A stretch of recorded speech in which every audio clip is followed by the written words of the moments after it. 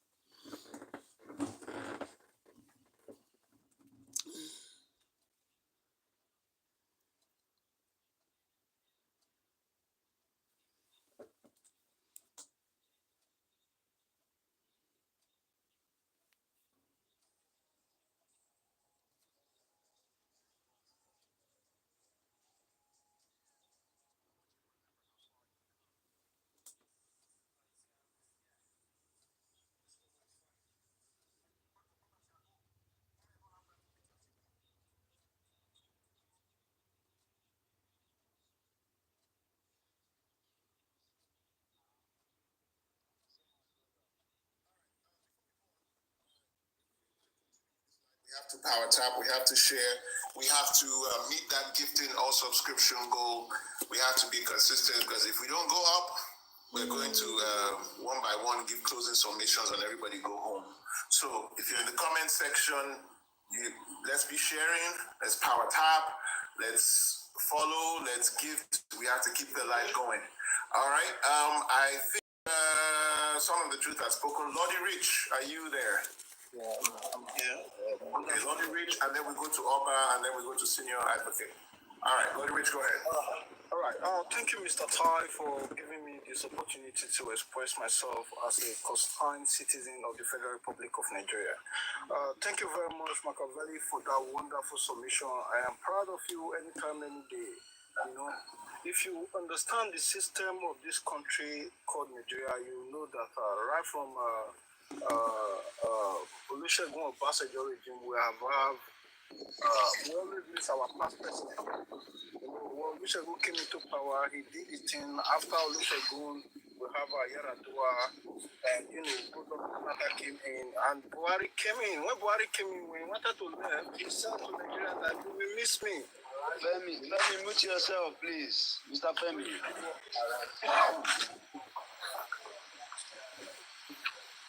Mr. Femi, I'm going to mute you. Go ahead. All right. So you heard him telling Nigerians that after all the things he did, he told Nigeria that they are going to miss him. And here we have Tinubu as a president. And believe you me, after Tinubu 8 years tenure, another worst one will come. Nigeria have been having worstest as a representative who leaders, cryptocracy, who they call themselves leaders of a democratic country, that they don't practice democracy. Now, this is a big problem in Nigeria.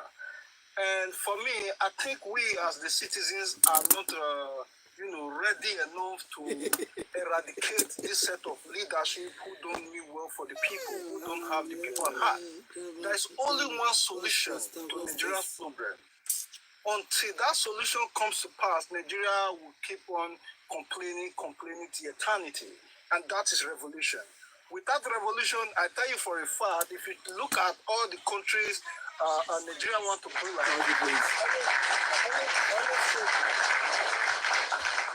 I always say this, that Nigeria they want to compare Nigeria with Western world. I tell them this is a country where they want to be like the West and they don't think like the West. You check all the Western governments, they were in this kind of mess before. They fought for it. What some of us are enjoying in different parts of the Western world today, people fought for it. They fought for it. They all passed through the process of revolution. Until Nigeria joined hands together to say enough is enough, we are going to continue to complain and complain. There is no good government that is coming. There is no savior that is coming to save Nigeria. It's a fact because there are corruption from head to toe. when it comes to leadership in Nigeria. So I will allow other people to speak. Let me not speak too much because we already know the solution, but we are scared as a people. That's all I say. Nigeria Lord, let me even tell you, do you know that President Bola Tinubu even agrees with you? When Jonathan was president, he said this country needs a democratic revolution. Exactly. So there you go. So there's no disagreement about the fact that we need to have a revolutionary change in the system. Exactly. You know? And the reality of the matter is that I've always told people, those who want to argue, look, this fight that we're fighting for Nigeria, you can only have two sides. There's only two sides. You are either for the establishment, for the system, for the trillionaires, for the billionaires who are looting and stealing Nigeria, or you are standing with Nigerians. There's no in between. You are either hot or cold. If you are in between, you are not for the people. You are for the trillionaires. So just say it with your full chest that you are defending this system and this structure. Say it with your full chest. Don't come and meander and try to confuse the situation. No. You are either for the system or you are against the system. If you are advocating anything else about changing this structural system, it means you are for it. Whether you know it or not, you are advocating for the continuation of this failed system. Since 1999, we have been trying it and practicing this thing. It has not changed. They have changed the laws. They've changed the individuals. They've brought Muslim, they've brought Christian, they've brought candidate from the north, candidate from the south. They even gave you military man in Mufti self. And all of it has failed. Do you think it's a mistake that each Nigerian president is worse than the last one? Then what does that tell you? What does that tell you? That is not just a failure of leadership or a failure of the people. The people are the problem. No, that's a systemic, institutional, structural failure. If your team, let me put it in language that some people who follow football can understand. If your team is consistently losing, they are consistently losing every match. If you like, bring foreign coach, bring local coach, go and get Pep Guardiola to come to your team. If you don't fix the structural problem or the motivation of the players and the team, guess what? Pep Guardiola will stay there for 6 months, collect your money and run away. Without winning any trophy. Without winning any trophy. Go and look at the greatest coaches in the world. What makes them great is that they bring their own system. They bring their own structure to the team. And they build around that. That's why if you notice, good coaches, it doesn't matter the personnel change. Players come, players go. Good coaches, good structures, good systems remain. Exactly. This is the same thing with nation building. I don't care who you bring. Bring the Pope. In fact, wake up Nelson Mandela from the dead. Bring him back to Nigeria. It doesn't matter who you bring. Anybody that you think is a great leader, go and bring them. Put them as president of Nigeria. They will fail unless they restructure. Just 40 seconds. 40 seconds. Let me use that analogy from what people can understand. It happens, what Ty is saying, that football, it happens with Arsenal. Arsenal was five seasons ago, we're actually down. It took Mikel Arteta to tell the board that the system, if you employ me, I need to bring my system. And they gave him every autonomy to establish his system and see how it works. What did he do? He saw the likes of Pierre-Emerick Aubameyang, the likes of Ozzy, likes of Said Kolasinac. He took them away. Alexander Lacazette, he told them to leave. They were all on big wages. You can't be on big wages and we are not delivering for the people. He took them off. Most of the Arsenals were not happy. But look at the structure right now. They are one of the best. What are we trying to say? What you don't understand is the structure they have put in this country. Wait, Arsenal is they have money. Machiavelli. Yes, of course. course. Of course. What are you talking about? We are one of the best. Yes, you can continue to laugh the way you laugh. But the point is that what are we trying to get here? Is the structure, is the ability for you as a coach or as a leader to really establish what your dressing room can look. You can laugh at the names. You can laugh. The analogy is very simple. But what you're talking about now, no, you can laugh. Listen, wait. Listen, you can talk about. Listen, some of the truth. You look at what Ty was trying to say. I'm trying to use the analogy. You can laugh. Lonely, but that's that is your thing. That is your thing.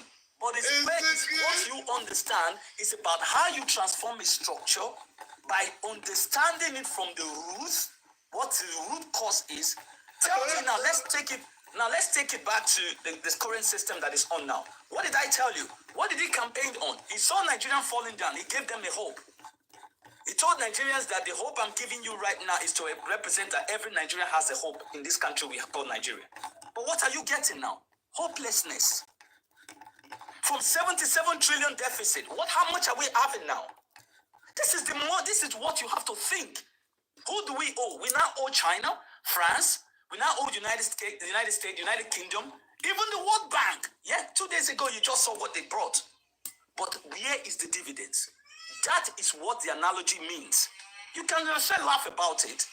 And that is why I told you just now. You can laugh because your strategy has not worked. That is why you jetted out of the country by putting the country into jeopardy.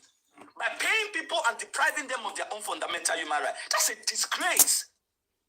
And now you want to turn back and say, oh, you are the problem because you are not being active. When you actually did the same by calling yourself, say, you were paying 300 people, so 300 naira to people to actually turn their vote to their own selfish interest. Would you try that in the Bundestag? Would you try that in the Bundestag? Makavali, I think it's high time whistleblowing of OA all over social media. OA, you should be held accountable for vote buying in the Republic of Nigeria. The corruption man. I've never seen. You see why I kept on repeating that line, and I will repeat it to you people today. This was Jonathan first election, his first tenure, and I was one of the people, and I will say it, I will repeat it, that was given money to pay people to vote. And that day, I was standing at the polling unit, looking, seeing the set of people. These are people that they are established, asking for 2,000 naira to vote, just to vote. You see, the responsibility, if you cannot take accountability for your actions, the way you are trying to deviate, you are trying to push it just to the government, you will never build a successful country. And that moment, I was standing there, looking at them. I got home. I told my friend, I said, I'm leaving this country.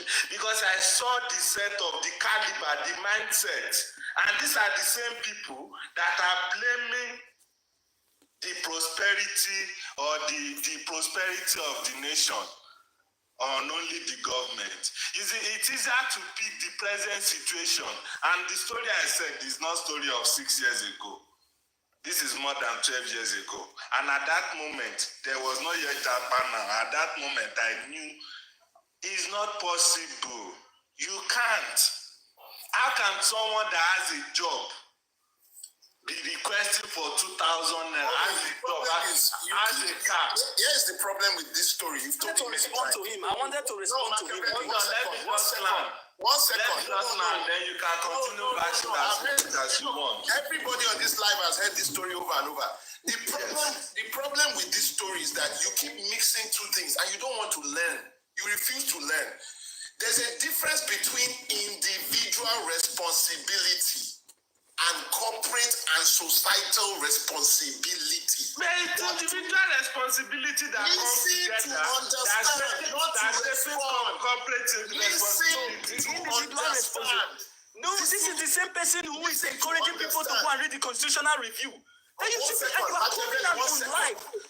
people that There's you a actually difference. vote, you actually bought vote to actually make sure. One second, I'll let you talk. Just 1 second. There's a difference between individual responsibility and societal and community responsibility. When you are dealing with individual responsibility, that is not what we are talking about. Of course, everybody should be responsible. Of course, everybody individually should do better, should be kinder. That one is a given. There's no disagreement on that. But what I am trying to make you understand is that even with that individual responsibility, you have to remember that there is a general societal responsibility.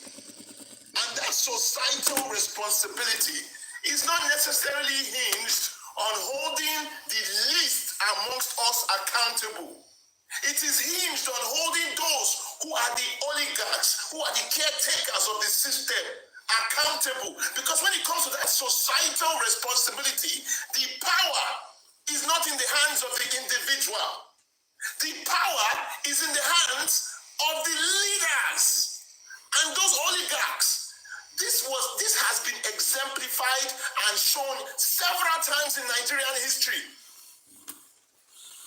That nobody disagrees with you. What you are describing is individual responsibility. It has been shown several times. The last election, they said, come out. Look, young people went to protest. They said, no, protesting police brutality is not the right thing to do. Go and vote. Who said that? Who said that? They said that during that period. So that's why hold on. That's why those young people decided, okay, if you are telling us to go and vote and participate in this system, we will jump there and vote and participate. They voted, they participated, and they were disenfranchised to a large degree. So my point to you is that, and now they are protesting, these same people are telling them, don't protest, because protests don't work. At the end of the day, we have to recognize to him that much is given, much is expected. The average Nigerian is not empowered in this system and in this structure. I believe in going after the person at the top who carries the most benefit, who holds the most responsibility. Even when I pick up the phone to call somebody at a company, I don't tell them, let me speak to the gardener or the maid guard or the man that is at the door. I tell them, who is your boss? Who is at the top? Who is in charge? If we want to change Nigeria, we cannot start with the person at the lowest level from a societal perspective. We have to start with the system and the structure and those at the top and work our way down. If you want to do a live about individual responsibility, that's fine. Many people do those kind of, they talk about, hey, we need to be more responsible. We need to be more accountable for our decisions. I don't oppose that. There's nothing wrong with that. But that alone cannot change the system and the structure. That might change, because you see, even you, you are a testament to the fact that just individually deciding that you want to change will not change all of society. This is why you have economic refugees. People leave the country because they have come to the same conclusion that, look, this problem is societal. It's beyond what me as an individual can do. Let me leave so that I can come back or invest back or give back or be a blessing to those in the country in my own way. This is the thing you fail to understand. I understand you perfectly. You are a lost cause in this understanding. So when I have this debate with you, I will let you talk. Hold on. When I have this debate with you, like I said, it's not for you. It's for anybody that might be misled by some nice words that you say. So they understand what I'm trying to say. You, I've given up on you. You have coconut head. Somebody has to break your head and deliver it. Maybe they will, maybe they won't. One day maybe you will, you won't. But I'm concerned. I just want anybody listening to understand perfectly my point. And you know the funny thing? Here's the funny thing. You and I have never had this debate before. And I've ever had somebody DM me and say, Tai, I did not understand what you said. But they consistently DM me and tell me, even Tinubu supporters, I don't really understand OA's point. So that tells me that I should keep having this conversation with you, not to convince you, but to convince those who might be misled by something you are saying. Take the final 30 seconds and then let's move on to Oba. 30 seconds, and then we'll move on to Oba.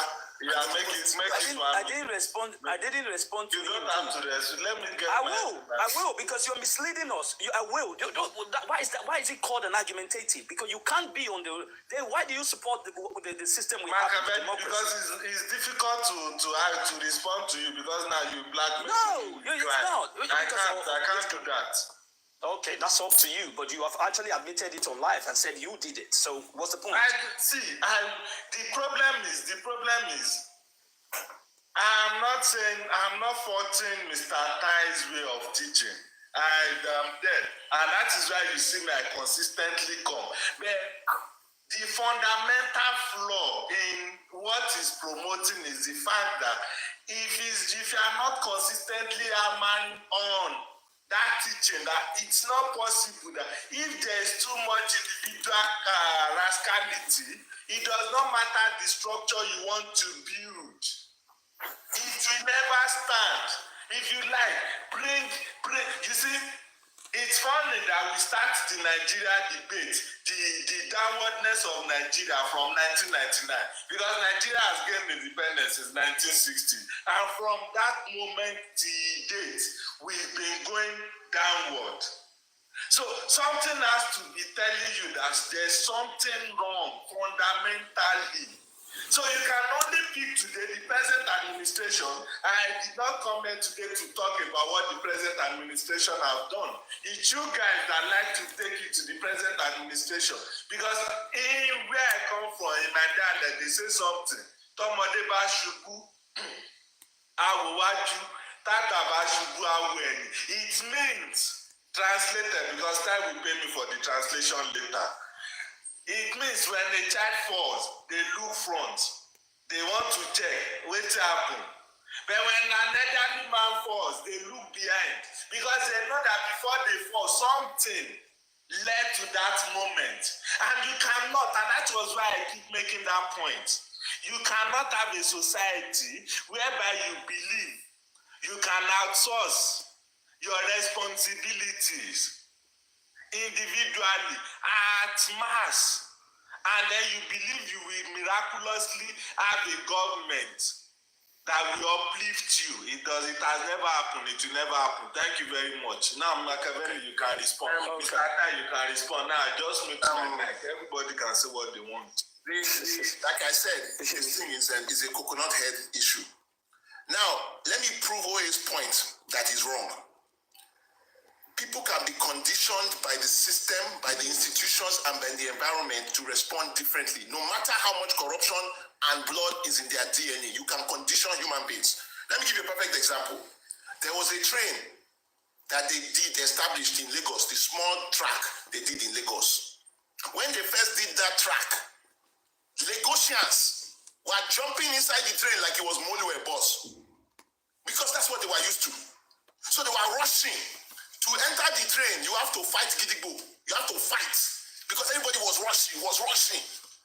Now, the government could have taken two approaches. They could have said like, oh, hey, look at these corrupt people. Oh my goodness, these people are just so incompetent. We have to begin to educate them and send them to school to enter a train. They are so narrow.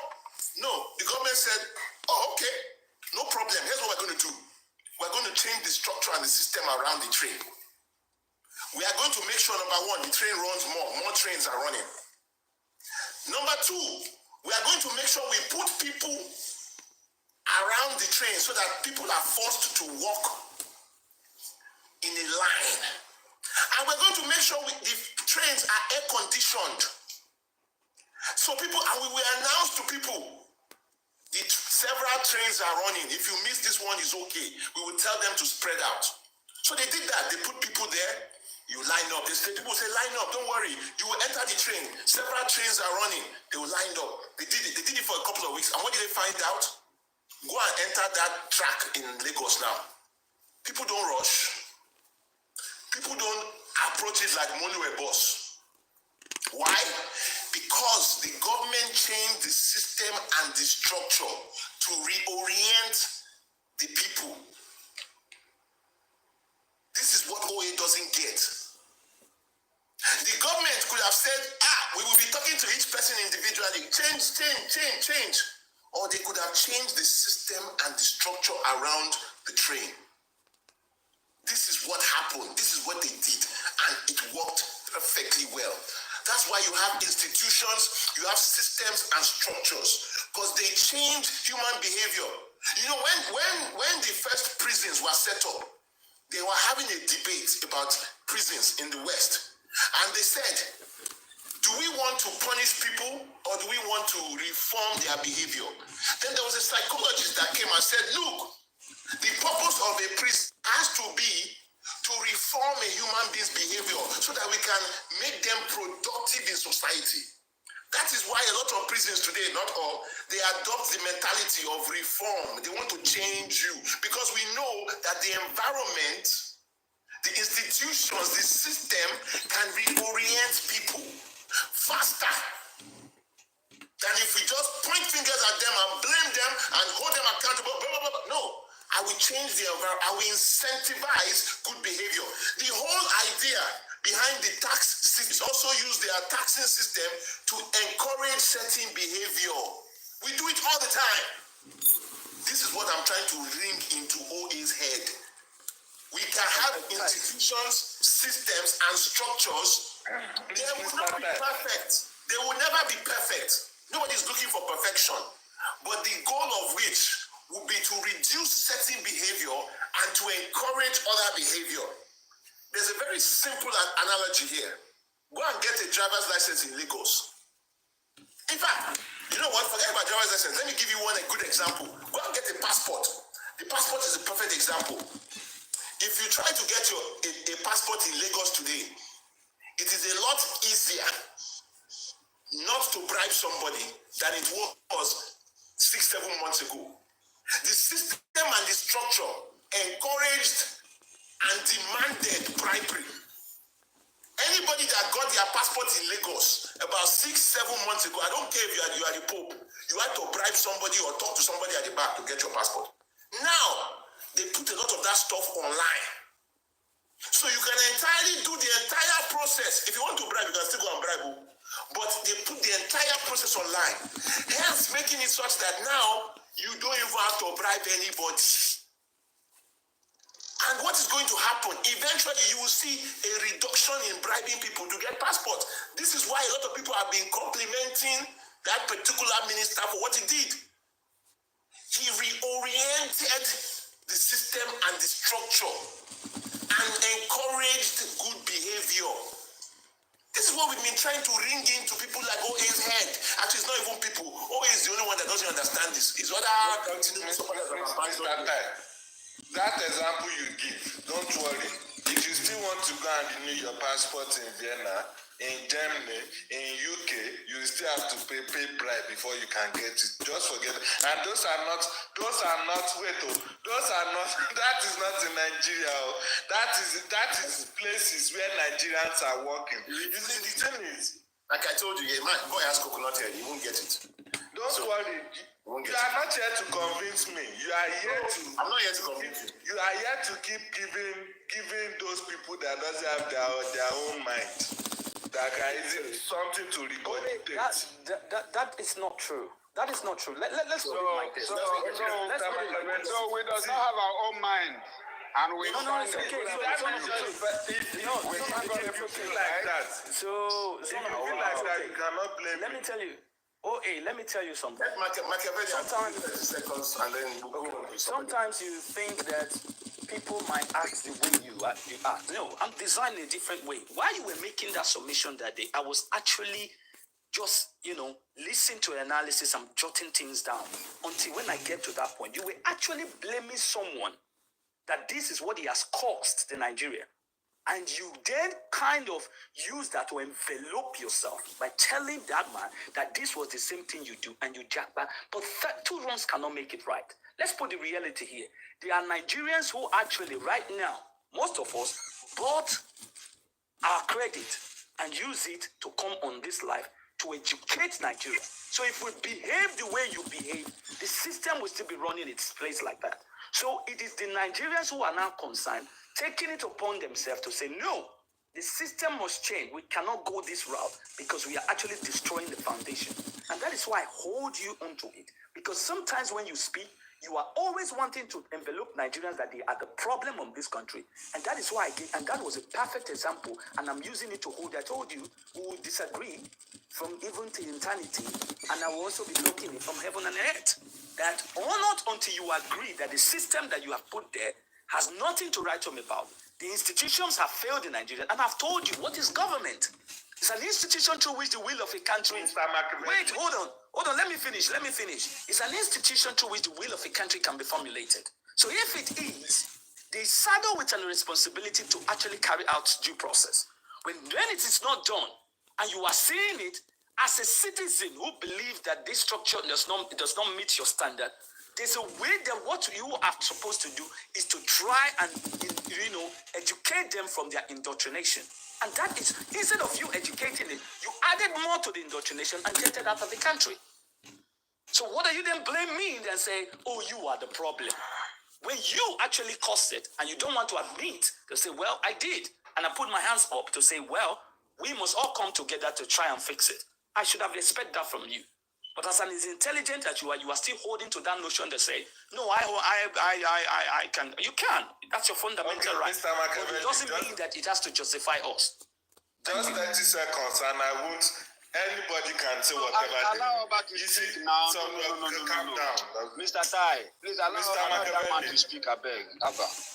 Mr. I'm Machiavelli, listening to you, my brother. is it just 30 seconds? Even if I disagree, you know why I go ahead. kept on bringing that analogy? And to point fingers to the older generations. Because you see, when you as a people do not understand the power and responsibilities that has been placed upon you, what will then happen is you create offsprings. You breed people that have no idea of what their responsibilities should be. And that responsibility starts from the moment you are voting. You see, that point, I was a teenager, and it was more of a social experience for me. I want to experience it. And then the caliber of people I saw needing 2,000. You see, if it was the lowest of the society, I wouldn't have had any problem with it. Because then you understand that the middle class, the supposedly middle class, now it has been eradicated. But the moment they fail, the moment we consistently shift and think the whole solution has to come from the top, we need to ignore our own individual responsibilities, holding people that are closest to us accountable. I know your stand, and that is why I've never fought your stand. Your stand is about the institutions. Thank you for that, my brother. Can I ask you a question? It's me and you that run the system, and we refuse to hold these people accountable. My uncle had contested for governorship, and to his face, I told him I won't vote for you. And it turned to family problem, family drama, because I did not believe in him. So for us, we never hold people close to us accountable. The institutions closest to us accountable, and we miraculously think that there will be something that will just